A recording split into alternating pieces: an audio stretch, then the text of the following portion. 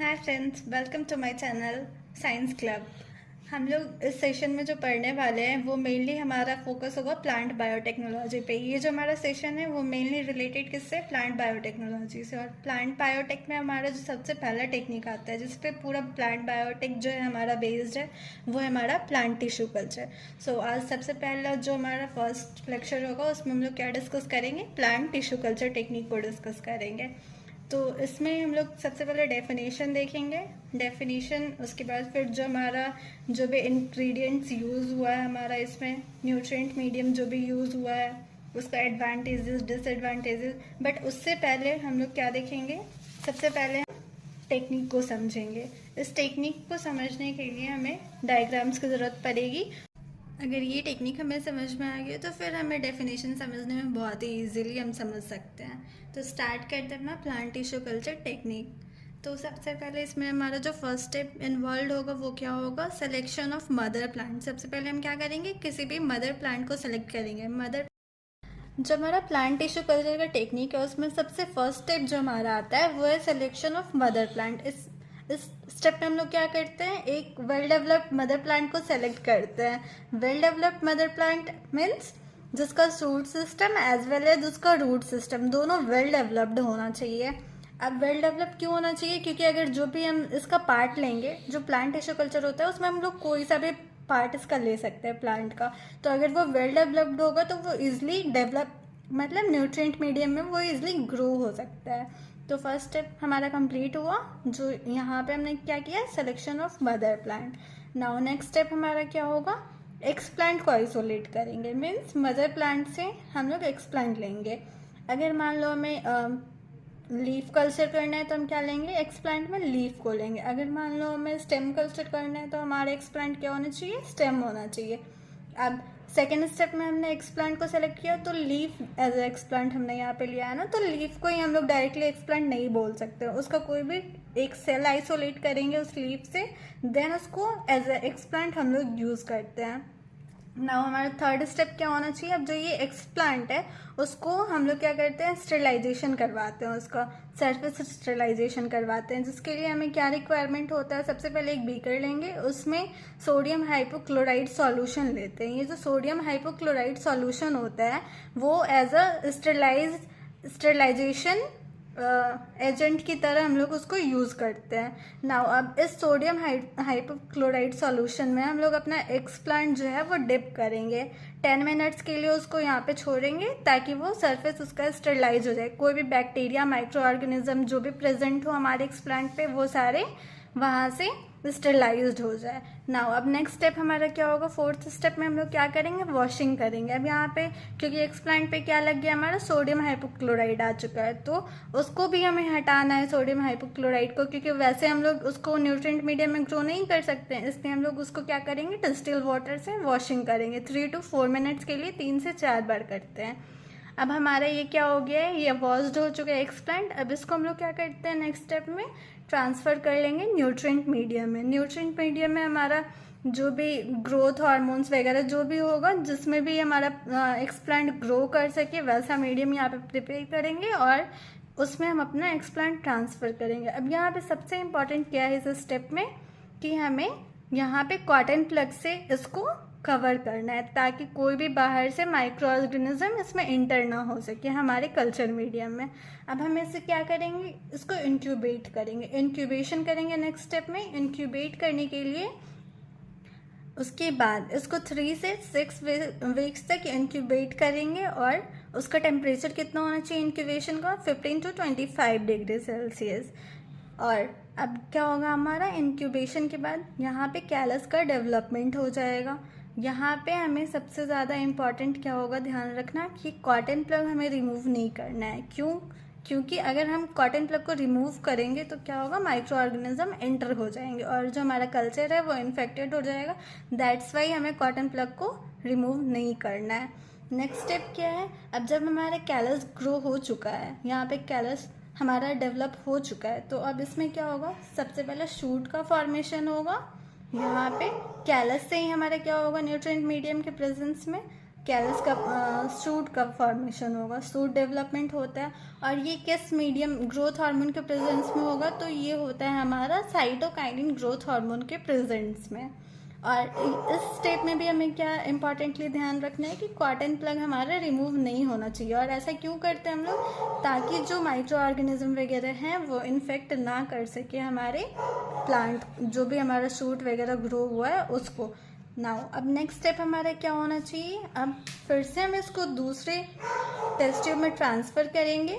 उसमें हमारा nutrient medium, as a nutrient medium क्या प्रेजेंट होना चाहिए, ऑक्सिन प्रेजेंट होना चाहिए। और ऑक्सिन क्या करता है, रूट डेवलपमेंट में हेल्प करता है। तो यहाँ पे हमारे क्या हो गया, शूट डेवलप्ड हो चुका है, रूट भी अब हमारा डेवलप हो चुका है, यानी हमारा एक कंप्लीट प्लांटलेट डेवलप हो चुका है। और इसमें भी क्या होगा, हमारा कॉटन प्लग को रिमूव नहीं करना है। इस स्टेप में भी अच्छे से कॉटन प्लग होना चाहिए ताकि इन्फेक्ट ना हो ये कल्चर भी। नाउ अब हमारा जो प्लांटलेट प्रिपेयर हुआ है उसको हम लोग सॉइल में ट्रांसफ़र करेंगे, पॉट में, सॉइल में, कहीं पे भी कर सकते हैं। फिर उसको क्या करेंगे, फार्मर्स यूज़ करेंगे। तो ये पूरा था हमारा प्लांट टिश्यू कल्चर का टेक्निक है। हम अब डेफिनेशंस वगैरह देखते हैं। ओके, तो यहाँ पे सबसे पहले हमारा प्लांट टिश्यू कल्चर का डेफिनेशन है। Plant tissue culture is a laboratory technique of growing, culturing and maintaining cells, tissues and organs on artificial nutrient media under aseptic and control environment. मतलब प्लांट टिश्यू कल्चर जो है वो एक laboratory technique है जिसमें कि हम लोग ग्रो करते हैं, कल्चर करते हैं और मेंटेन करते हैं सेल्स को या फिर किसी भी टिश्यूज को या फिर ऑर्गन्स को। और जो हमारा मीडियम लेते हैं ग्रोथ के लिए वो कैसा होना चाहिए, वो हमारा क्या होता है, आर्टिफिशियल मीडियम होता है। मतलब नेचुरल मीडियम नहीं होता है, वो आर्टिफिशियल मीडियम होता है, उसको हम लोग खुद से प्रिपेयर करते हैं। और जो हमारा कंडीशन होना चाहिए ग्रोथ का वो कैसा होना चाहिए, एसेप्टिक और कंट्रोल्ड एनवायरनमेंट होना चाहिए। एसेप्टिक क्यों होना चाहिए, ताकि कोई भी माइक्रो ऑर्गेनिज्म वगैरह का ग्रोथ नहीं हो सके। अब इसमें प्लांट टिश्यू कल्चर में कुछ कुछ टर्मिनोलॉजीज आते हैं। तो सबसे पहला हमारा है टोटीपोटेंसी। टोटीपोटेंसी होता क्या है, ये जो है is a single cell capacity to divide and generate all the differentiated cells within an organism and form a complete plant। Totipotency जो होता है वो सिंगल सेल का कैपेसिटी होता है टू डिवाइड, मतलब वो डिवाइड कर सके और जनरेट कर सके, डिफ्रेंशिएट कर सके किसी भी नए, मतलब जो भी एक्सप्लांट लिए हैं वो कम्प्लीटली ग्रोथ कर सके खुद का। उसको हम लोग क्या बोलते हैं, टोटीपोटेंसी ऑफ दिस सेल बोलते हैं। न्यूट्रिएंट मीडियम में हम लोग क्या क्या लेते हैं, सबसे पहले हमारा आता है मैक्रो न्यूट्रिएंट्स। मैक्रो न्यूट्रिएंट्स में जो एलिमेंट्स हमारे पास प्रेजेंट होते हैं वो कौन कौन से होते हैं, nitrogen, potassium, calcium, phosphorus. Micro nutrients में हम कौन कौन से एलिमेंट्स लेते हैं, जिंक ले सकते हैं, मैग्नीज ले सकते हैं, कॉपर हो सकता है, मॉलिब्डेनम और iron. Growth hormone regulator, third जो हमारा न्यूट्रिएंट मीडियम का इंग्रेडिएंट्स होगा वो क्या होगा, ग्रोथ हार्मोन रेगुलेटर्स होगा, जिसको कि हम लोग और क्या बोल सकते हैं, ग्रोथ हार्मोन्स भी बोल सकते हैं, प्लांट ग्रोथ हार्मोन्स भी बोलते हैं जिसे। उसमें हमारा कौन कौन सा प्रेजेंट होता है, मेनली 3 प्लांट ग्रोथ हार्मोन्स होते हैं, ऑक्सिन, साइटोकाइनिन, जिबर्लिन्स। ऑक्सिन जो हमारा होता है वो रूट डेवलपमेंट में हेल्पफुल होता है, साइटोकाइनिन जो होता है वो शूट डेवलपमेंट में हेल्पफुल होता है, जिबर्लिन्स जो हमारे पास प्रेजेंट होता है वो किस में इंपॉर्टेंट होता है, स्टेम इलोंगेशन में। ऑर्गेनिक न्यूट्रिएंट्स हमारे पास होते हैं, उसमें vitamin, amino acids, carbohydrates present होते हैं। विटामिन में हमारे पास thiamine, pyridine, nicotinic acid. Amino acid में सबसे इंपॉर्टेंट कौन सा है, ग्लाइसिन। कार्बोहाइड्रेट्स में कार्बन सोर्सेज। नाउ अब हम इसका एडवांटेजेस देखते हैं। एडवांटेजेस क्या क्या हमारे पास, सबसे पहला एडवांटेज क्या है, large number of plant in short period. मतलब कम समय में हम लोग लार्ज नंबर ऑफ प्लांट्स को डेवलप कर सकते हैं with the help of plant tissue culture technique. और इस मेथड को हम क्या बोलते हैं, जिससे हम शॉर्ट पीरियड में लार्ज नंबर ऑफ प्लांट्स को डेवलप कर सकते हैं, वो जो टेक्निक है हमारा वो कौन सा है, माइक्रो प्रोपोगेशन। सेकेंड हमारा क्या है advantages, produce plants are genetically identical to mother plant. जो हम प्लांट प्रोड्यूस करते हैं पीटीसी से वो हमारा कैसा होता है, जेनेटिकली आइडेंटिकल होता है मदर प्लांट से, मतलब सिमिलर होता है मदर प्लांट के जेनेटिकली। उसको हम लोग क्या बोलते हैं, उसके लिए कौन सा टर्म यूज़ करते हैं, सोमा क्लोन्स। और जिस प्रोसेस से होता है उसे क्या बोलते हैं, सोमा क्लोनल वेरिएशन बोलते हैं।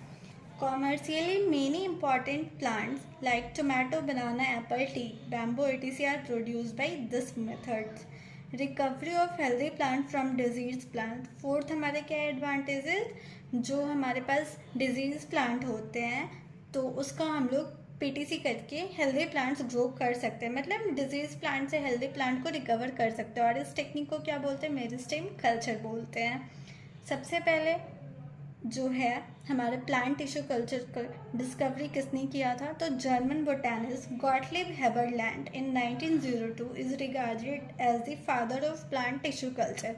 जर्मन की बॉटनिस्ट थे जिनका नाम क्या था? Gottlieb Haberlandt. उन्होंने 1902 में सबसे पहले पीटीसी का डिस्कवरी किया था और इस वजह से उन्हें क्या बोला जाता है? Father of plant tissue culture. आगे देखते हैं हमारा क्या है, types of plant tissue culture. Plant tissue culture बहुत सारे टाइप्स के हो सकते हैं, तो इसमें हमारे कौन कौन से आते हैं? स्टेम कल्चर हो सकता है, सीड कल्चर हो सकता है, कैलस कल्चर हो सकता है, मेरिस्टेम कल्चर हो सकता है, पॉलन कल्चर हो सकता है, ऑर्गन कल्चर हो सकता है और एम्ब्रियो कल्चर हो सकता है। अगर मान लो हम एज ए एक्सप्लांट एग्जाम्पल के लिए लेते हैं, एज ए एक्सप्लांट हम क्या लेंगे? स्टेम को सेलेक्ट करते हैं तो उसे हम क्या बोल देंगे? Stem culture. As an explant अगर हम सीड को सेलेक्ट करते हैं तो उसको बोलेंगे सीड कल्चर। और यहाँ पे हम क्या करेंगे? कैलस को सेलेक्ट करेंगे एज एन एक्सप्लांट। अगर मेरिस्टेम को सेलेक्ट करेंगे तो मेरिस्टेम कल्चर। पॉलन को सेलेक्ट करेंगे तो पॉलन कल्चर। अगर किसी भी ऑर्गन जैसे मान लो कोई भी लीफ हो गया, कुछ भी फ्लावर हो गया, उसको अगर हम लोग सेलेक्ट करेंगे तो वो किस में आएगा? ऑर्गन कल्चर में। एज एन एक्सप्लांट अगर हमने एम्ब्रियो को लिया तो उसे हम क्या बोलेंगे? एम्ब्रियो कल्चर ना। अब इसमें सबसे इम्पॉर्टेंट क्या होता है? ग्रोथ मीडियम लेते हैं जो हम। तो इन 1962 में मोरासेस एंड स्कोक, दो साइंटिस्ट थे, उन्होंने डिस्कवर किया था एमएस मीडियम को। एमएस मीडियम जो है हमारा सबसे इम्पॉर्टेंट मीडियम होता है जिसमें हमारा प्लांट टिश्यू कल्चर टेक्निक को हम लोग परफॉर्म करते हैं जिस मीडियम में।